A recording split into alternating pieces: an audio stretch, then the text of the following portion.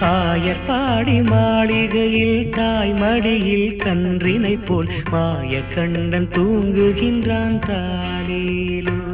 அவன் வாய் நிறைய மண்ணை உண்டு மண்டலத்தை காட்டிய பின் ஓய்வெடுத்து தூங்குகின்றான் ஆராரோ. ஓய்வெடுத்து தூங்குகின்றான் ஆராரோ. ஆயர்பாடி மாளிகையில் தாய்மடியில் கன்றினை போல் மாயக்கண்ணன் தூங்குகின்றான் தாலேலோ.